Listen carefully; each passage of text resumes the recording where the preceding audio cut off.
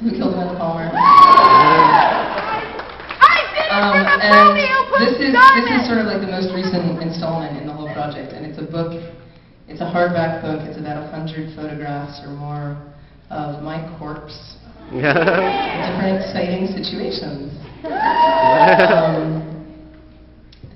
This is my corpse in my childhood bedroom riddled by arrows. It's called The Passion of Saint Amanda. Naked. It's not for children. That is the prom queen photo that goes along with the lyrics to Oasis, and there's lots of nice little hidden surprises in the book. This photograph has a hidden surprise, if you know to look for it, of one of those exciting rabbit pearl vibrators with the blood gears. If you look closely, you can find it. It's not in a nutty place. Anyway, I thought I would, and there are also stories in the book by Mr. Neil Gaiman. He's nice. We like him. He's nice. Right, nothing. I thought I was twittering to nobody. This is, did any of you guys get the Twitter that I sent right before we came on stage? Well, that's actually good. It means you were paying attention to the show, which is probably what you should have been doing. I thought I would read you a story from the book, which I've been doing sometimes just so you can get a kind of an idea of what's in it. And we have, this being the last night of tour, we have run out of, yeah, you can sit down. It's going to get boring if you fucking stand. It's going to turn into more of a less rock and roll moment. We have about 30 of these books left, I think. We have about 12 of these books left. So if you want to get one, just make sure you book it to the merch table at the very, very end of the show, and we'll sell you one of the last 12 books. It being the end of tour, we're having like our fire sale, the getting rid of shit night of tour. So here we go. The photograph, by the way, that accompanies is the oldest photograph in the book. That's me when I'm about 18. And I took it of myself as part of my Photography 101 course at university. And it was a self-portrait assignment. And so, of course, I photographed myself dead. Yeah. With a bunch of jewelry coming out of my mouth. Yeah. Like to do. This is the story that Neil wrote to go along with it.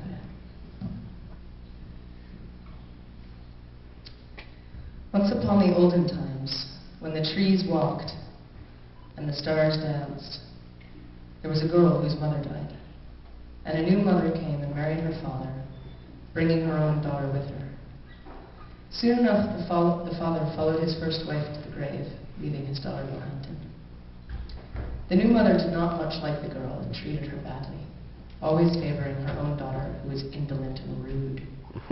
One day, the stepmother gave the girl, who was only 18, $20 to buy her drugs. "Don't slip all away," she said. So the girl took the $20 bill and put an apple into her purse, for the way was long, and she walked out of the house and down to the end of the street where the wrong side of town began. She saw a dog tied to a lamppost, panting and uncomfortable in a heap. And the girl said, "Poor thing." She gave it water. The elevator was out of service. The elevator there was always out of service. Halfway up the stairs, she saw a hooker with a swollen face who stared up at her with yellow eyes. "Here," said the girl. She gave the hooker the apple. She went up to the dealer's floor and she knocked on the door 3 times. The dealer opened the door and stared at her and said nothing. She showed him the $20 bill. Then she said, "Look at the state of this place." And she bustled in. "Don't you ever clean up in here? Where are your cleaning supplies?" The dealer shrugged. Then he pointed to a closet. The girl opened it and found a broom and a rag. She filled the bathroom sink with water and she began to clean the place up. When the rooms were cleaner, the girl said, "Give me the stuff for my stepmother." He went into the bedroom and came back with a plastic bag. The girl pocketed the bag and walked down the stairs. "Lady," said the hooker, "the apple was good, but I'm hurting real bad. You got anything?" The girl said, "It's for my stepmother. Please." "You poor thing." The girl hesitated, and she gave her the packet. "I'm sure my stepmother will understand," she said. She left the building. As she passed, the dog said, "You shine like a diamond, girl." She got home. Her mother was waiting in the front room. "Where is it?" she demanded. "I'm sorry," said the girl. Diamonds dropped from her lips, rattled across the floor.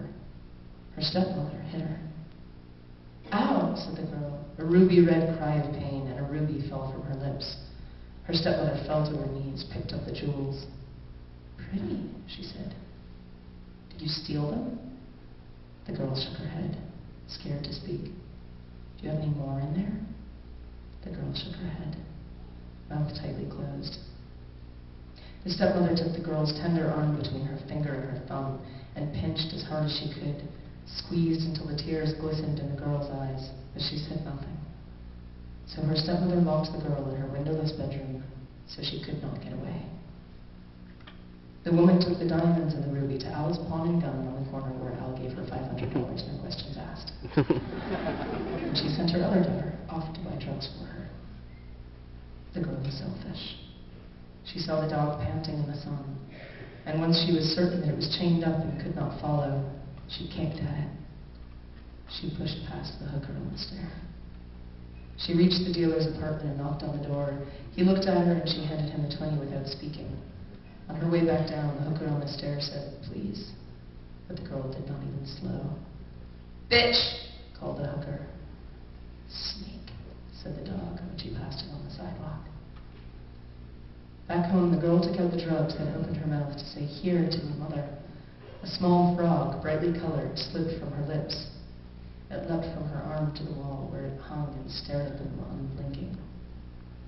"Oh my God," said the girl. "That's just disgusting."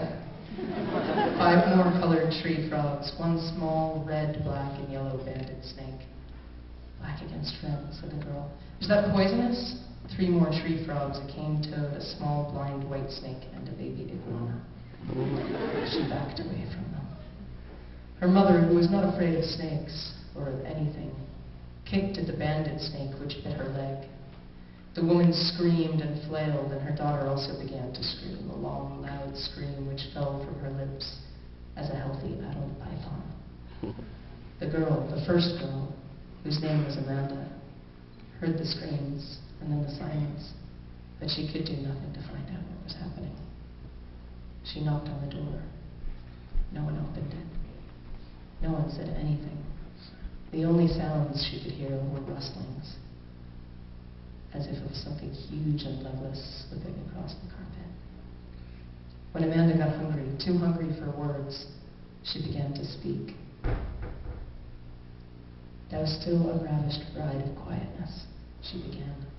"Thou foster child of silence and slow time." She spoke, although the words were choking her. "Beauty is truth, truth beauty. That is all ye know on earth, and all ye need to know." A final sapphire clicked across the wooden floor of Amanda's closet. The silence was absolute.